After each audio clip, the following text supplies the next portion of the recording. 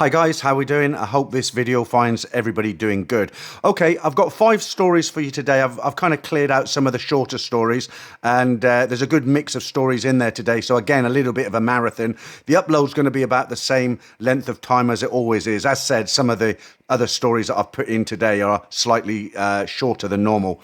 Before we get into today's stories, I just want to mention something very quickly. A few people have asked me why I've not appeared on camera recently. The simple reason is I'm in the middle of moving from Bangkok to Hua Hin, and things have been a bit chaotic. To keep the Saturday story uploads going every week, I've had to record a batch of videos in advance, and it's quicker to do that without setting up the green screen and filming myself each time. Once the move is finished, I will be back on camera as normal, but for now I wanted to keep the stories coming rather than disappear for a few weeks. You may also have noticed that some of the background footage has been repeated recently. That is just temporary while I get settled in Hua Hin. I film all my own B-roll, and once I'm in Hua Hin, I will be out recording a lot of new background footage for future videos. Thanks for your patience and support, and let's get into the first of these 5 stories on this Saturday morning. สวัสดีค่ะ I've been to Thailand several times over the years, and I, like a lot of guys, I always dreamt of packing up and living there one day. After my best friend suddenly passed away last Christmas, I realised life is short, so I booked a ticket back to the land of smiles and decided to stay for a few months to see where the road would take me. I started off in Chiang Mai. It used to feel like home to me, but things have changed. The place is still great, but it has been invaded by scruffy backpackers who look like they have not had a shower since COVID. Still, I enjoyed my week there. The bars were lively and the girls friendly enough, although nowhere near as wild as Pattaya or Bangkok. After that, I moved to a quiet little cottage in Lampun. No tourists, no lady bars, no hassle, just mountains, lakes and real Thai village life. My host was an older Thai lady who treated me like a son. She brought me food, checked on me every day, and even rented me a motorbike for 100 baht a day. The people up north are some of the kindest in Thailand. You could leave your wallet on a table and someone would chase you down the road to return it. From there, I headed to Korat to visit a mate from Scotland who married a Thai woman. That was my first time in Isaan, and I finally understood why so many guys talk about the place. It is raw, simple and real. We spent our days eating spicy Isaan food, drinking too much chang with his in-laws and riding around on one of those crazy homemade tractors that looks like they've been built from spare parts. The locals were great and the village life was something I will never forget. I even went fishing for Mekong catfish, which was a proper battle. Those things are like pulling a sulphur out of the river. It was in Isaan that I had one of those classic Thailand moments that most of us have been through. I matched a girl on Tinder. She was cute, early 20s. She said she was a student. She came over for the night. We agreed a price and things were going fine until she got the famous message. Suddenly, her mother was in hospital and she had to leave immediately. She even had a picture ready to go. Some random woman hooked up on wires and a machine. I told her to just be honest and go home if she wanted to. She swore blind it was real and rushed out of the door clutching the envelope of money. I did not mind. She was sweet enough, but it was funny to see that the hospital emergency story is alive and well, even in the villages. After my friend went back offshore, I headed to Jomtien and Pattaya for 5 nights just to let loose. Pattaya was chaos as always. I had big nights on Soy Bakal and Soy 6, and one night ended in a drunken blur somewhere on Walking Street. I was dying the next day, but it was worth it. Say what you want about Pattaya, but nobody can deny it delivers exactly what it promises. I finished things off with 2 days in Bangkok around Soy Cowboy and Nana. On my last night, I met a girl from Tinder who claimed she was not that kind of a girl. You hear that a lot in Thailand, but surprisingly, she meant it. We had some of the best aerobics of the trip and she refused money, so I gave her 1,000 baht as a thank you. She deserved it. It was a great way to end the adventure. If this trip taught me anything, it is this. Do not stay in one place when you come to Thailand. Get out and explore because the best memories are always waiting in the places you least expect. And whatever you do, stay active. Thailand is amazing, but if you sit around doing nothing, it will eat your head. I'm not retired yet, but when that day comes, I know where I'll be. Somewhere in Thailand, maybe even back in those quiet isaan villages. Thanks for reading my story. I just wanted to touch on one thing there, the picture, the famous picture of a mother or a grandmother laying in a hospital bed with wires coming out of her arm.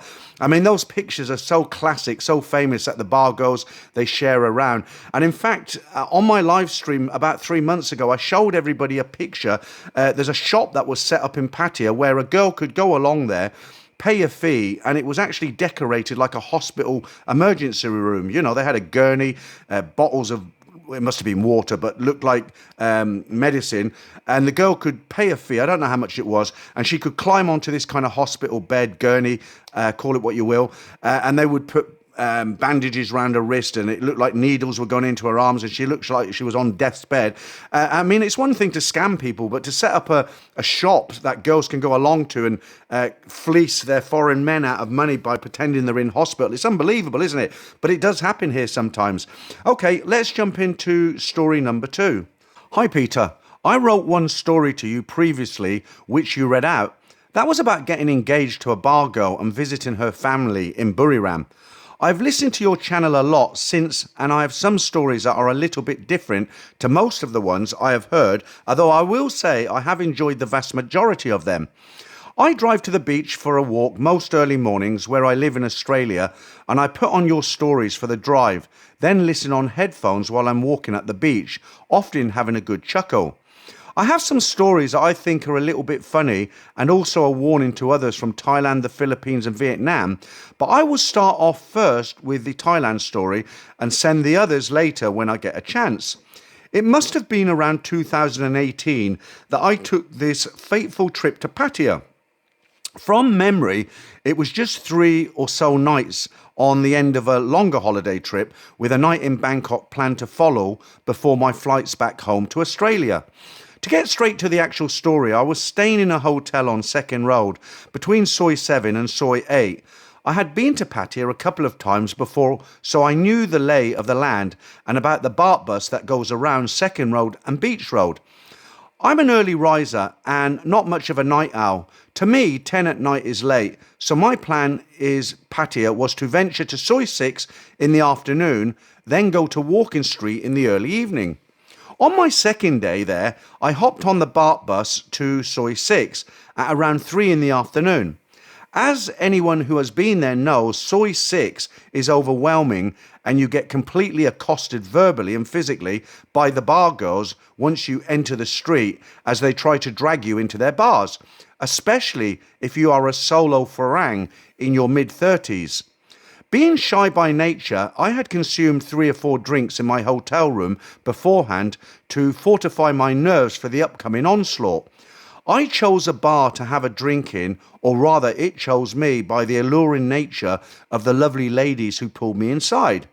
I had a good time having drinks with the very playful girls there, but my plan was to drink in at least a couple of bars and not bar find anyone until later that night. So I moved on and a ladyboy bar found me.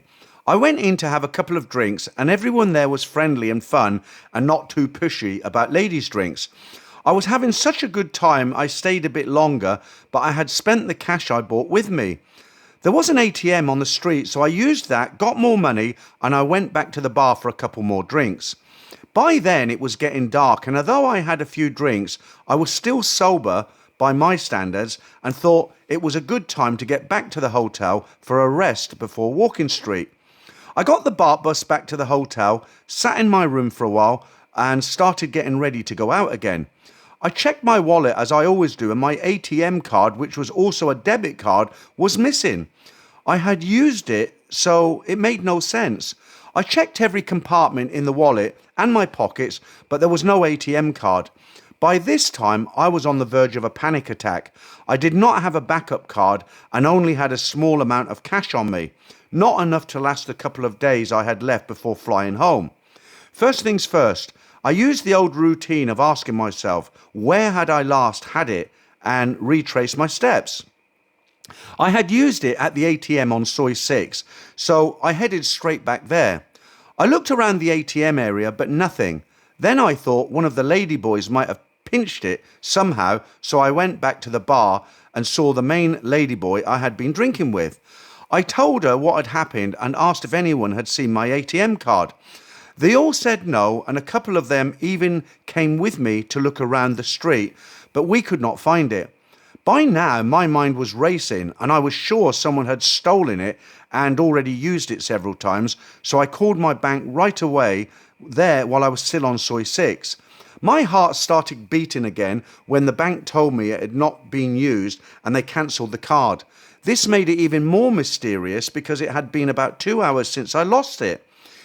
If some professional thief had taken it, they would have used it by then because you could still tap and go without a PIN. I never found out what happened to my card, but I now had a big problem. I had 2 more nights in Pattaya and 1 night in Bangkok with almost no money. My mind was racing about how to get cash, and then I remembered Western Union. I had an Indian friend back home in Australia who used Western Union to send money, and I contacted him to ask if he could send me some more money after I embarrassedly explained the situation. He said, no problem, which was a huge relief. He even offered to send me too much, but I only asked for a couple of hundred Australian dollars, just enough to get through the last couple of days. At the time, I did not know about the Western Union app, so he gave me the transaction number and I had to go to the nearest Western Union booth to fill out a form to collect the money.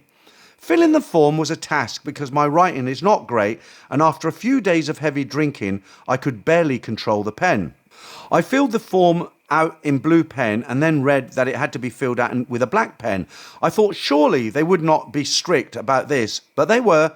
The lady at the booth said she could not accept it, so I filled out another form in black pen and eventually collected the money. I was so thankful knowing I now had enough cash to see me through. I lay low on my last night in Pattaya and booked a very cheap hotel in Bangkok because I had to pay cash. It was in the backpacker area and the room was just a mattress on the floor with shared bathroom facilities, but it had air conditioning, so it did the job. Even though I barely had any money left, I could not help myself and wanted to go to a go-go bar one last time. Who knew when I would be back in Bangkok again? So at around 7, I took a motorcycle taxi to Nana Plaza. I figured I could afford 2 beers and 1 lady drink, so I went into a bar on the ground floor. I think it was Lollipop, and I was there only 15 minutes. A very well-endowed dancer, Nan, giving me the eyes, so I brought her the 1 lady drink I could afford. As soon as she sat down, she asked me to bar fine her. She was incredibly attractive, and on any other night I would have done it, but I had no money, so I just smiled and pretended I could resist her. After that, I left and went back to my tiny room. I checked my money and had just enough to get to the airport and buy some cheap food. I slept well that night, knowing I had made it and would not end up as one of those Farang begging on the streets. The next day, I woke up, got the train to the airport, spent my last baht on a cheap snack and boarded my flight back to Australia. I am still grateful to my friend for sending me that money because I do not know who else I could have turned to. Let this be a lesson to everyone about having a backup system of funds and being sensible with what you take out with you, even in the afternoon on Soy 6. Well, do you know, when I used to travel to Thailand regular as just for a couple of weeks, a week or 2 weeks, I could never live that style. You know, I could never live with just enough money to get to the airport and just enough money to buy a cheap burger or something like that. I always brought a lot more than I need. I always went back to the UK with cash in my pocket because I just hated this thought of going broke in Thailand. You know, it's such a great place to have fun. And I once came out here with a guy who I was friendly with in the UK. I wouldn't say he was a friend, but we were talking about Thailand and, you know, I was telling him about my experience out here. And he decided to come out and he was going every day to Annie's Massage, which used to be across from Nana Plaza. You know, it's one of the massage parlors where the girls have numbers and, you know, they do the soapy massage routine, you know, the sort of thing. So I've been told. Anyway, the guy I was with, he did his own thing, and he was popping into Annie's massage every day. And 2 days before we were due to head back to Heathrow, he told me, "Oh, I'm not coming out tonight. I'm going to stay in the room." And I'm like, "Why?" And he said, "Oh, I'm tired. The heat. I'm not used to it. Blah blah blah." Anyway, when we got back to the UK, I'd found out he'd actually run out of money. And the reason why is because he was giving a 500 baht tip to the girl every day he visited Annie's, and he just ran out of money. And I actually was a little bit angry with him. I said, "Look, if you'd just told me the truth, I'd have just said, look, come out, I'll buy you a few beers. No big deal. You can buy the beers when we get back to the UK." But he never did. And it's always a good idea to have more cash with you than you'll actually need. I mean, in this particular case, I would have taken the full offer of the money. Who knows? He might have been able to bar find that last girl he found so attractive. Okay, let's jump into our third of 5 stories today. My story began like many others, meeting a Thai girl on the internet. Her name was Nut, and we hit it off very well from the beginning. She was a rather small girl with a big smile, beautiful eyes, and a nice set of curves, so of course I fell in love with her instantly. We decided that the next time I visited Thailand, we would spend time together, first in Bangkok and then maybe later in a resort somewhere on the coast.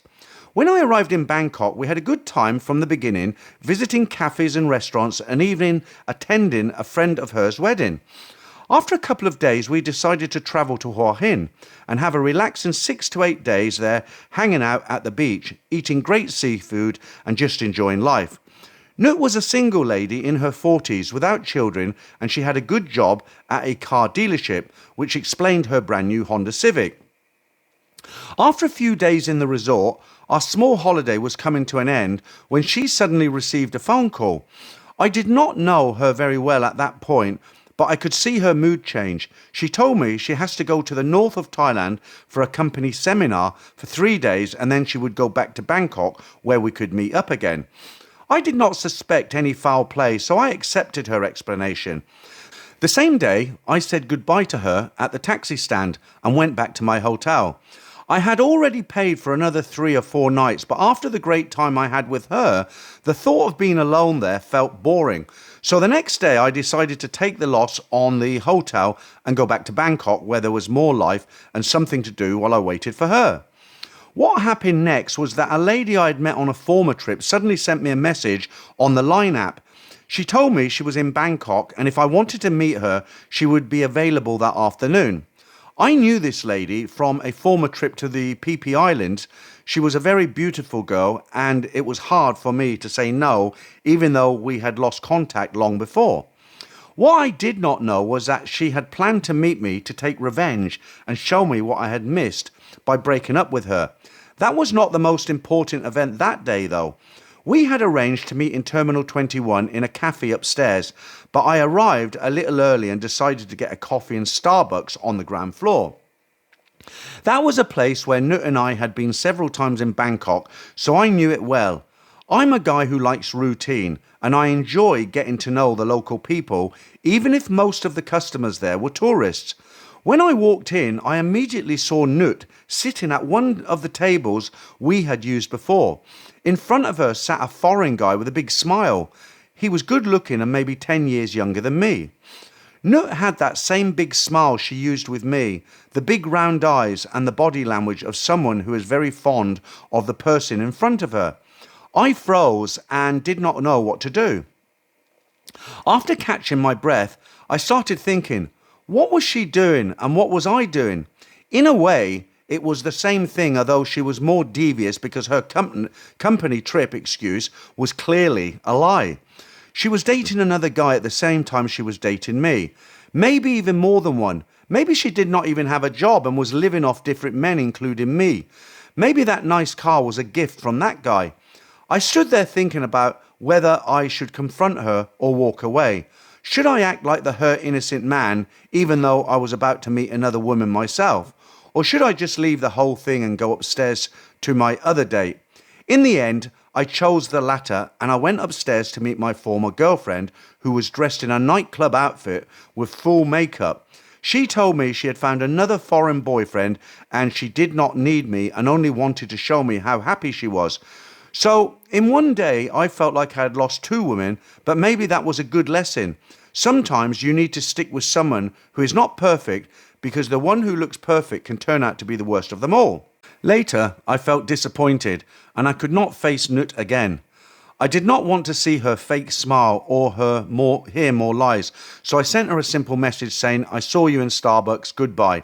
She ghosted me and removed me from her app. That was the end of that story. I still travel to Thailand whenever I have the chance, and I still date girls from time to time.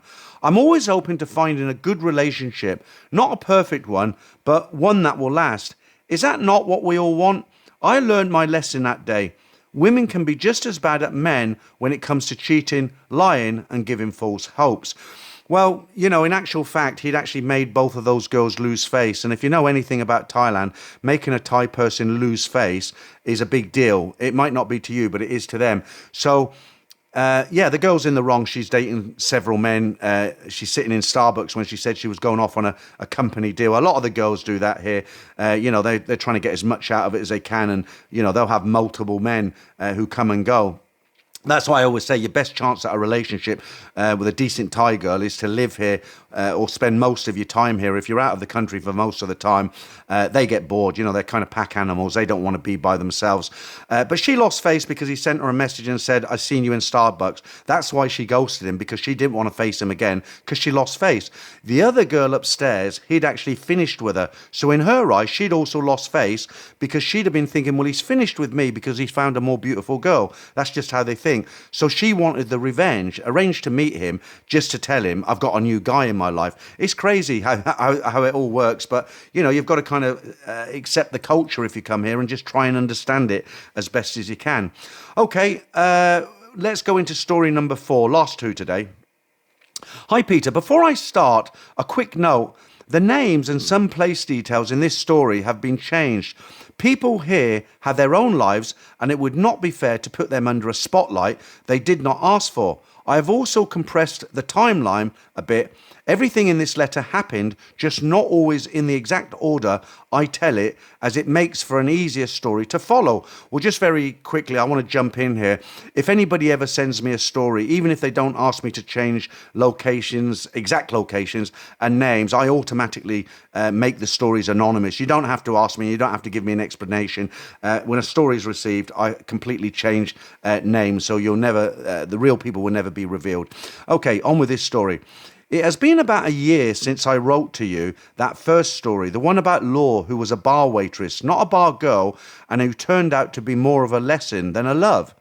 A lot of guys wrote to me after that one. Some were sympathetic, some said they had been through worse, and a few reminded me that I would probably get burnt again. Maybe they're right. After that mess, I tried to get back into a normal routine in Bangkok, but it did not work. I was not angry, just tired. There are good people in that city, and I met a few, but it started to feel like every friendly face came with a transaction attached. Maybe that is unfair, but that is how it felt. I told my sons I was thinking of going home to New York and finding a small place upstate. They both shot that idea down fast. My son in Hawaii said, Dad, you have sunshine, good food, and people who smile at you for no reason. Do not run, just move. My other son said, Bangkok is not Thailand. Try somewhere quieter before you quit. So I did. This time, both my sons came over for a couple of weeks to help me move. It was not a huge job, but finding the right condo took some time and a few trips back and forth. The boys had a great time exploring Pattaya, and I'm sure they saw more than they admitted. I did not ask for details. Once I was settled in, I put them on a bus to Koh Chang for a few days so they could unwind before heading home. They are good young men, and I'm grateful they still like spending time with their dad. That is how I ended up on the north end of Jomtien Beach. It is technically part of Pattaya, but it feels like a different country. Less noise, fewer tourists, and more regular people. I found a simple condo with a balcony and a small sea view. The place is not fancy, but it is clean, quiet, and close to the market where you can buy mangoes that taste like candy. One of my first big decisions after moving in was to buy a car, which became an adventure in itself. I settled on a used Toyota Yaris, sold as is. I thought I knew what I was getting, but as it means the same in Thailand as it does anywhere else, no. It is a polite way of saying you will be fixing things soon. It cost me more than I had planned, but it runs fine now. I have my photographer friend Fern to thank for helping me through that whole process. She warned me not to rush, but I was eager to get in, done, and paid for, not listening. Still, it is a good little car, and I ended up giving friends rides in it later, rides that mattered more than I realised at the time. I told myself I was not coming here to chase women or start over. I just wanted decent company. People I could have a coffee with and share a laugh. No illusions and no drama. In my first week, the visa office called me and told me something was wrong with my lease paperwork. Apparently, I had the wrong kind of copy or the wrong colour ink, or maybe the stamp was not at the right angle. I did not even know there were different kinds of copies. The woman on the phone told me to stop by a cafe on a nearby soy and ask for someone named Suda. That is how this new chapter started. The cafe was small with mismatched chairs and photos of the owner, Dao, all over the walls. She poured me coffee before I even spoke and told me to eat something because men think better when they are full. Suda was in the back helping another foreigner fill out a form. She is Thai American, the daughter of a US soldier from the Vietnam War, which is a touchy subject for her. She has a calm way about her, as if she already knows what you are going to say. She looked through my papers, made a call, fixed the problem, and told me to come back the next day with a different stamp. While I was waiting, another woman came in, British, loud, funny, and a little rough around the edges.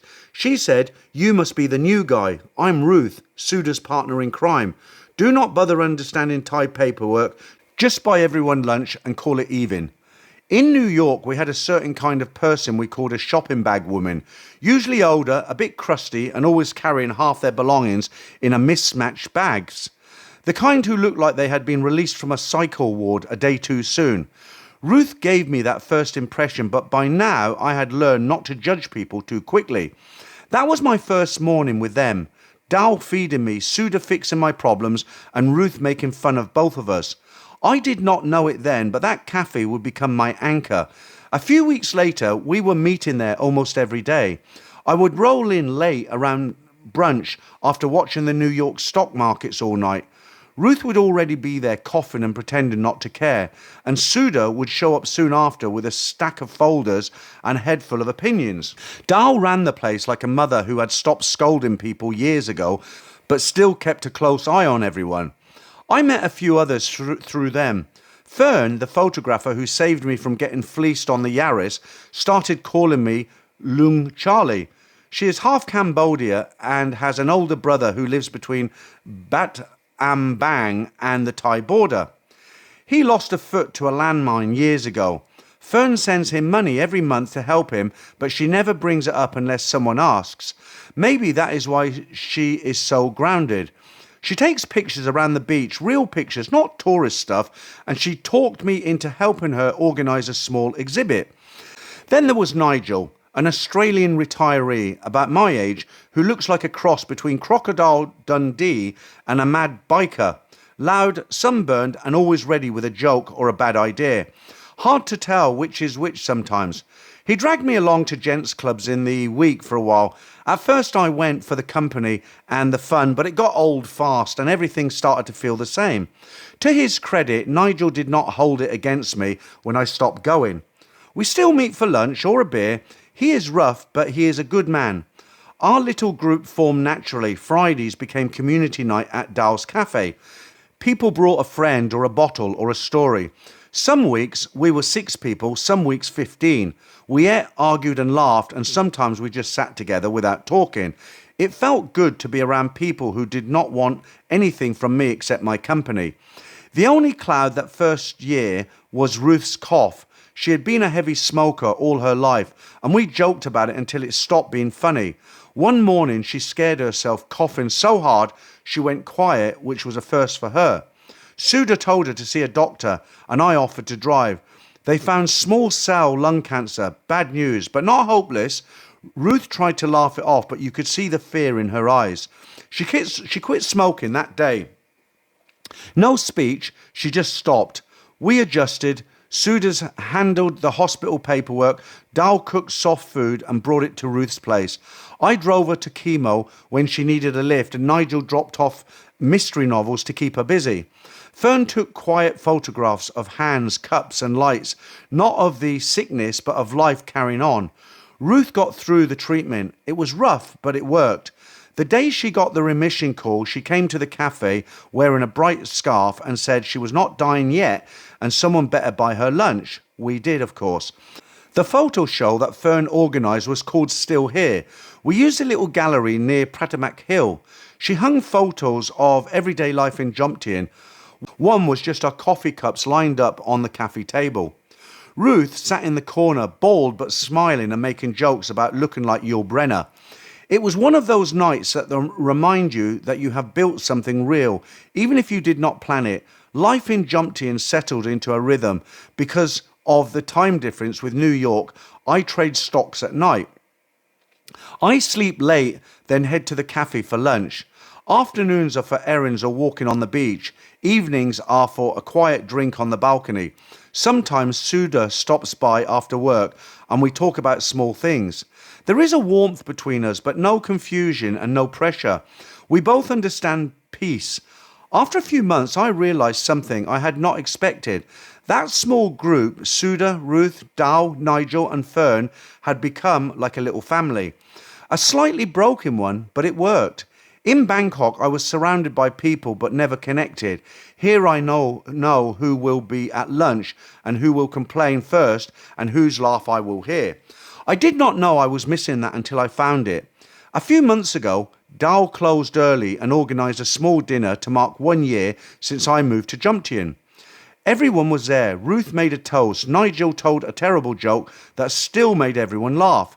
Suda gave me a framed photo of the 5 of us sitting at the cafe table and said, "Now you can remember us when you forget to show up."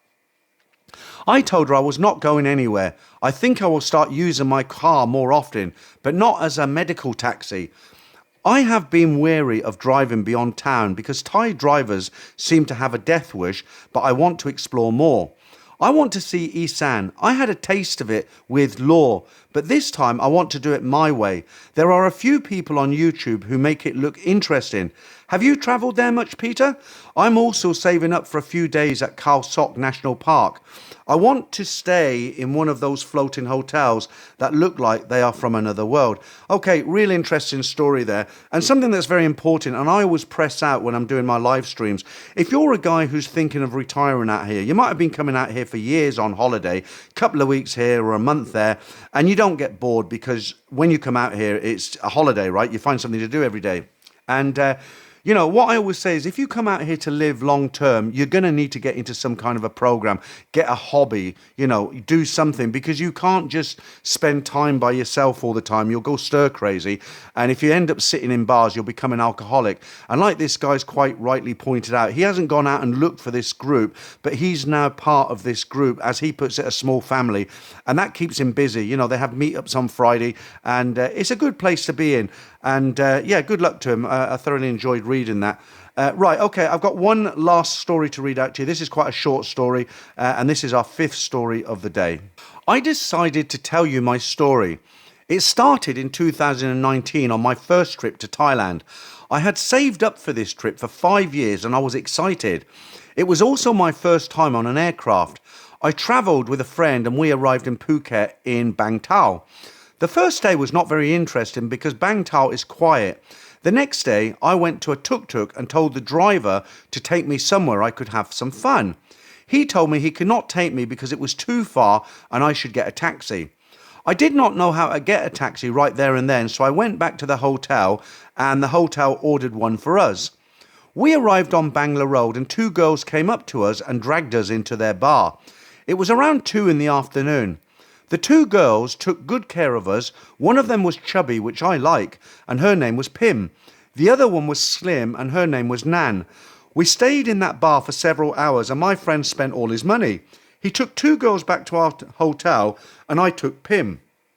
When we arrived, there was no problem until the other guy came to my room and told me he had a problem with the girls.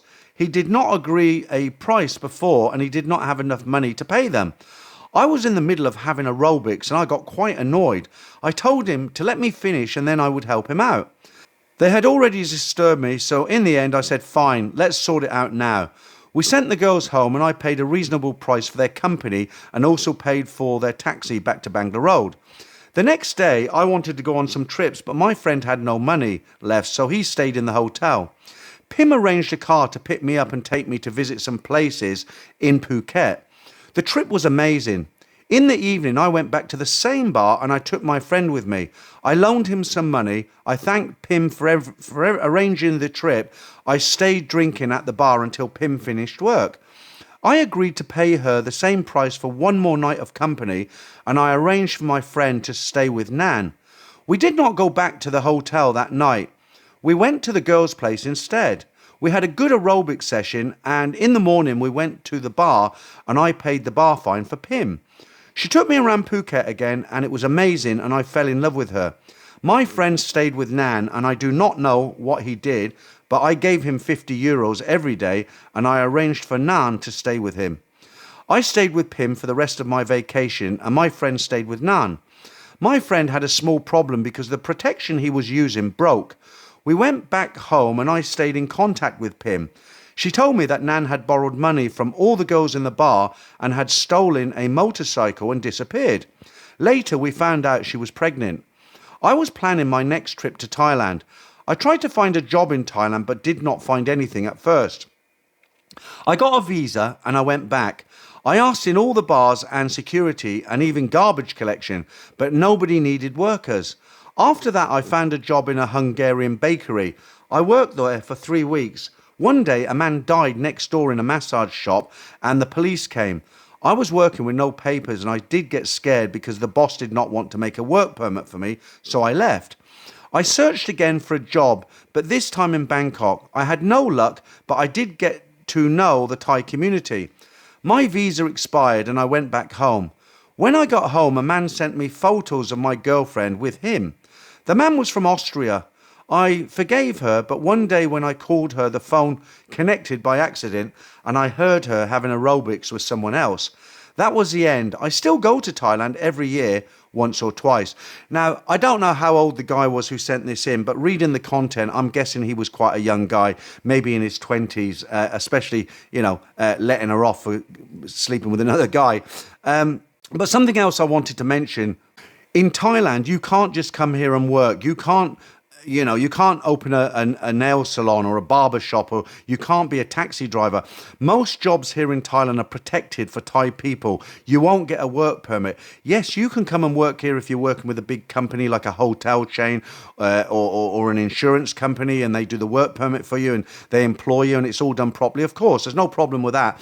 But, I often get guys write to me and say, look, I'm a carpenter or I'm an electrician. I work for myself. What's the job scene like in Thailand? And I say 2 things. I say, firstly, you're not allowed to come here and be an electrician because it's a protected trade. And secondly, I say, even if you were, do you want Thai wages? 10,000 baht a month, £250, or $300 a month. Most of them go quiet after that.